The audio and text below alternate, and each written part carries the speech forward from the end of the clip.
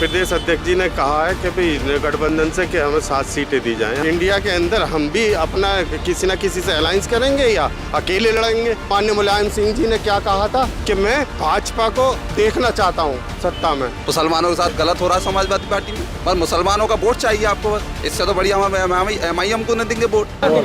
लोकसभा 2024 का चुनाव अब नजदीक है। वहीं AIMIM के प्रवक्ता के द्वारा एक बयान दिया गया है जिसमें कहा गया है कि हम गठबंधन में जाने को तैयार हैं, लिहाजा उत्तर प्रदेश में हमको 60 सीटें दे दी जाएं। इससे बातचीत करने के लिए हमारे जो प्रदेश सचिव हैं गुफरान नूर हमारे साथ में मौजूद हैं। आपके प्रवक्ता के द्वारा एक बयान दिया गया, उन्होंने 7 सीट मांगी है। सबसे पहली बात, क्या आप लोग गठबंधन में जाने के लिए तैयार हैं? और 7 सीटें जो मांगी गई हैं, कौन कौन सी वो सीटें हैं जो मांगी गई हैं और किसके द्वारा ये बयान दिया गया है? देखिए, 7 सीटें हमारे प्रवक्ता साहब और प्रदेश अध्यक्ष जी ने कहा है कि भाई गठबंधन से कि हमें 7 सीटें दी जाएं। हम तो बहुत कम मांग रहे हैं 7 सीटें कि भाई जिन पे हम चुनाव 100% जीतेंगे, ये तो हमारा वो है।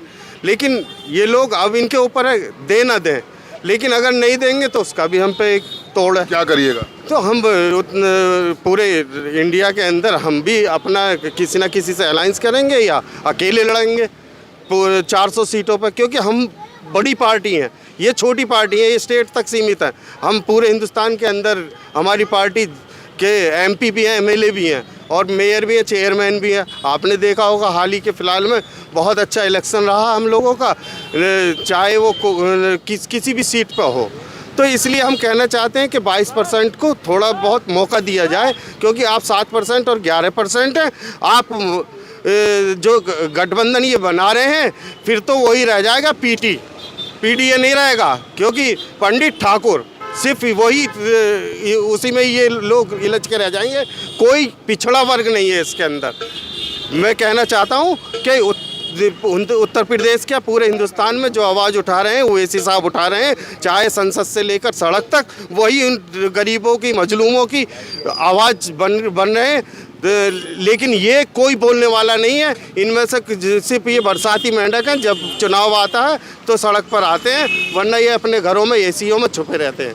क्या करिएगा? इंडिया गठबंधन अभी बनके तैयार हो गया, जयंत चौधरी PDA का NDA का हिस्सा हो गए। अब आप क्या करिएगा? अगर आपको 7 सीटें जो आपने मांगी हैं वो नहीं मिलती, क्या हर सीट पे आपके प्रत्याशी लड़ेंगे? देखिए, ज़्यादातर तो हमारे हर सीट पे नहीं, लेकिन हाँ ज़्यादातर जहाँ हम जीतने की स्थिति में होंगे वहाँ हम चुनाव ज़रूर लड़ेंगे और कोई रोकने वाला नहीं है। और कहने का मतलब, कुछ लोग कह रहे थे कि भाई BJP की B टीम है। देखिए, हमने तो आज तक हाथ भी नहीं मिलाया, पास बैठना भी इनके पसंद नहीं करते भाजपा वालों के। ये तो गठबंधन में रह चुके हैं, चाहे वो सपा हो, सपा ने बाहर से समर्थन दिया हो भाजपा को, या बसपा ने दिया हो, या चौधरी अजीत सिंह जी ने दिया हो। तो ये लोग तो इन्हें कोई बी टीम कहने वाला नहीं है। दरअसल B टीम क्यों कहा जाता है? B टीम इसलिए कहा जाता, कहीं हम सत्ता के भागीदारी इन्हें ना मिल जाए, फिर ये उस पर हम फिर बता देंगे कि अगर एक बार मुसलमानों ने अगर सत्ता की भागीदारी का मजा चख लिया तो इनकी दुकानें बंद हो जाएंगी। किस किस की दुकानें बंद? जो सेकुलर नाम निहाद सेकुलर पार्टी अपने आप को बताती हैं, उनकी दुकानें हम बंद करने वाले जल्दी इंशाल्लाह। अगर हम लोगों का हिस्सेदारी और नहीं दी गई तो फिर हम भी बता देंगे ना। लेकिन कहीं ना कहीं आपकी किन किन नेताओं से बात हुई? आपके जो ओवैसी जी हैं उनकी बात हुई, लेकिन कहीं ना कहीं समाजवादी का ये कहा जाता है कि आप हो या बसपा हो, यानी कि मायावती की पार्टी हो, आप BJP की B टीम है। B टीम का जिक्र अब आपने भी कर दिया, तो क्या लग रहा अगर आपको गठबंधन में जगह नहीं मिलती है तो ये एक अभियान नहीं रहेगा कि गठबंधन हराव के तहत आप लोग चलेंगे? फिर नहीं, गठबंधन हराने के लिए हम नहीं कह रहे हैं, लेकिन हम जीतने के लिए लड़ेंगे, क्योंकि हम लोगों के पास वहाँ तक पहुँचेंगे, गली नुक्कड़ तक लोगों को बताएंगे कि भाई तुम्हारे लिए CNRC पर कौन बोलने वाला था, सिर्फ ओवैसी थे हैं। तो जो भी संसद में बिल पारित आपके खिलाफ होता है तो कौन बोलता है, कौन आवाज़ उठाता? सिर्फ ओवैसी साहब। ये सब चुप बैठे रहते हैं, कोई बोलने वाला नहीं है। तो हम जनता को समझाएंगे कि भाई अपना घर अपना ही होता है, किराए का मकान किराए का ही होता है। कब तक इनकी कुछ नेताओं के चक्कर में आकर, मुस्लिम लीडरों के चक्कर में आकर इनकी गुलामी करते रहोगे? हमारे ओवैसी साहब ने भी 2022 के चुनाव में कहा था कि अखिलेश जी से कि हमें उप मुख्यमंत्री की कुर्सी दे दीजिए। भले हम ये नहीं कह रहे हमारी पार्टी के लोगों को दो, अपनी ही पार्टी के मुसलमान जो लीडर हैं उन्हें उप मुख्यमंत्री बना दीजिए, लेकिन उस पर भी राजी नहीं हुए। वो तो सिर्फ हमारा वोट लेना जानते हैं, हमें भेड़ बकरी की तरह हम जाकर इनकी मीटिंगों में पहुंचते हैं और वोट करते हैं, और ये बोरिया बिस्तर उठाकर भाजपा की गोद में जाकर बैठ जाते हैं। आप देख रहे होंगे अभी राज्यसभा सांसद का चुनाव हुआ, क्या हुआ, सारे विधायक भाग गए इनके, हैं कुछ ही विधायक रह गए। तो क्या मुसलमान से मैं ये कहना चाहता हूँ, देखिए बुरा मत मानिएगा कि अगर आपको वोट देना है तो सीधे फिर भाजपा को दीजिए, कि डायरेक्ट भाजपा को दीजिए या ओवैसी को दीजिए, इन्हें मत दीजिए, क्योंकि इनका जो वोट है इनको देना, ये भाजपा को ट्रांसफ़र करते हैं। बहुत बड़ा बयान दे रहे हैं आप। नहीं, बहुत बड़ा मैं ये नहीं कह रहा हूँ, मैं एक बात बता रहा हूँ, इन्हें देने से क्या फ़ायदा है? जब भी ये भाजपा में जा रहे हैं ना भाई, सीधा भाजपा को ट्रांसफ़र कर रहे हैं ये वोट। देखिए, सबसे बड़ी बात अभी आपने दो बात बोली। पहली बात बोली कि सीए एनआरसी को लेके अब ऐसे दिन ओबीसी ने हमेशा इसका विरोध किया, लेकिन अमित शाह का वहीं बयान आया है कि अधिसूचना जारी होने से पहले सीए को हर हाल में लागू कर दिया जाएगा, पहली चीज़। दूसरी चीज़, जो राज्यसभा सांसद को लेके अभी आपने जिक्र किया, सलीम इकबाल शेरबानी जो कि 5 बार के सांसद रहे हैं और बदायूं में 4 बार से सपा से सांसद हैं, मंत्री भी रहे हैं और अलीगढ़ की उनकी राजनीति में बहुत अच्छी पकड़ भी रही है। उन्होंने इसी बात से नाराज होकर अपने राष्ट्रीय महासचिव पद से इस्तीफा दे दिया है। सबसे पहले मैं सीए पे लेकर आपका बयान जानना चाहूँगा, क्योंकि सीए लागू होगा, अमित शाह का बयान सामने आ चुका है, उसको लेकर फिर क्या करिएगा?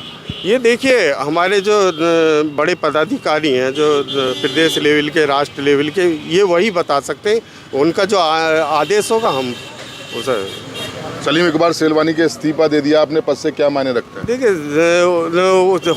उन्होंने यही बात किया है कि मुस्लिमों के साथ में उन्होंने धोखा किया है, मुस्लिमों की आवाज़ सुनने वाला कोई नहीं है, ये सिर्फ लोग जो है पिछड़ों के लिए और अल्पसंख्यकों के लिए, यानी मुस्लिम लोगों के लिए कोई भी कार्य नहीं कर रहे हैं। तो इसके लेके उन्होंने अपने पद से इस्तीफा दे दिया है। तो अब क्या कहेंगे, उनका इस्तीफा कितना मायने रखता है इस लोकसभा चुनाव में? देखिए, ओवैसी साहब हमारे पहले से इस लड़ाई को लड़ रहे हैं कि भाई ना तुम्हारा अखिलेश हो सकता है, मतलब कि ना इनके अब्बा हुए, क्योंकि हमने सारी ज़िंदगी इन पे जवानी कुर्बान करते करते हमने पार्लियामेंट के अंदर, अभी कुछ साल पहले की बात है, माननीय मुलायम सिंह जी ने क्या कहा था कि मैं भाजपा को देखना चाहता हूं सत्ता में। तो ये बताइए, आप दोगली बातें क्यों कर रहे हैं कि हम लोगों को? आप आह्वान कर रहे हैं या तो ओवैसी AIM को वोट दीजिए, वरना डायरेक्ट बीजेपी को वोट दे दीजिए। नहीं, मैं बीजेपी के, मतलब एक गुस्से में वो कह रहा हूँ, मैं ये नहीं कह रहा हूँ कि बीजेपी को वोट दीजिए। अभी आपने नहीं, हाँ, एक गुस्से में कह दिया, लेकिन मैं ये कहना चाह रहा हूँ कि भाई क्या फ़ायदा आपका वोट का है? बताइए, आप सीधा मतलब इन्हें वोट देते हो, ये सीधा वहाँ ले जाते हैं। और भी हमारे साथ लोग एक बार ले लेते हैं। अभी आपने राष्ट्रीय महासचिव जी से बात की, वो कह रहे हैं या तो ओबीसी की पार्टी को वोट दीजिए या डायरेक्ट आप बीजेपी को वोट दे दीजिए।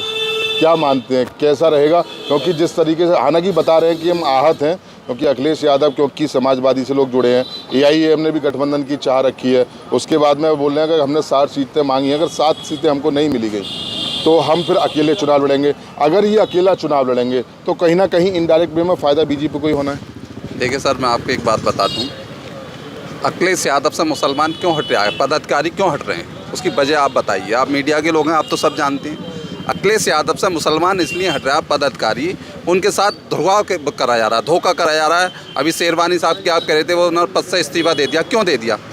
वो एक सच्चे मुसलमान है इसलिए दे दिया।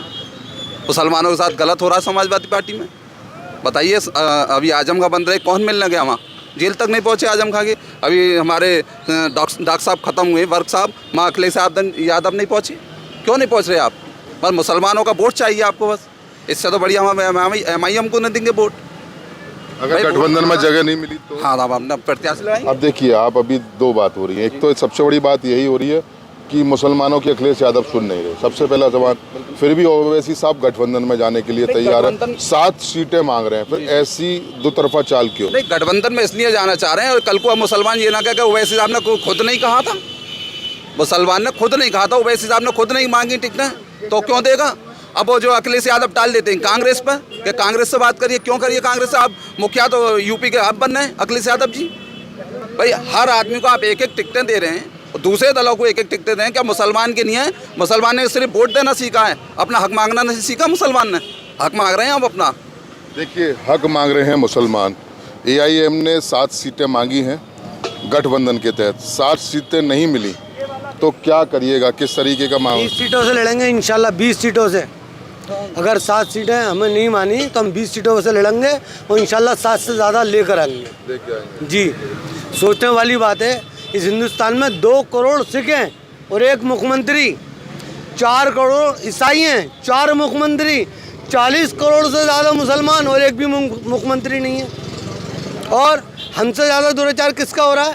परसों ही अलीगढ़ के टप्पल की सीट थाने के अंदर एक वाल्मीकि समाज का प्रधान मौजूदा, उसकी वाइफ का निधन हो गया, उसको शमशान घाट में जलाने नहीं दिया गया। हाई कास्ट 12% लोगों ने कह दिया कि लेके जाओ, रोड पे जलाओ या अपने खेत में जलाओ। लेकिन हो गया, बाद में प्रशासन ने करा दिया। लेकिन शर्म की बात तो है ना, उसी पीड़ित आते तो हम मुसलमान बने। हम कोई सऊदी या मुल्तान से थोड़ी आए हुए, हम यहीं की पैदावार हैं और इन्हीं अत्याचारों की वजह से हम कन्वर्ट हुए। आज हमारे दलित पिस रहे हैं, उन्हें भी कन्वर्ट होना चाहिए या फिर आवाज़ उठाना चाहिए जमकर ओवैसी साहब के साथ में। मतलब आप कह रहे हैं कि धर्म परिवर्तन की एक आप खुले मन से आह्वान कर रहे हैं? नहीं, धर्म परिवर्तन का कोई आह्वान नहीं है। हम अपने जो हमारे बुजुर्गों ने किया उसका उदाहरण दे रहे हैं।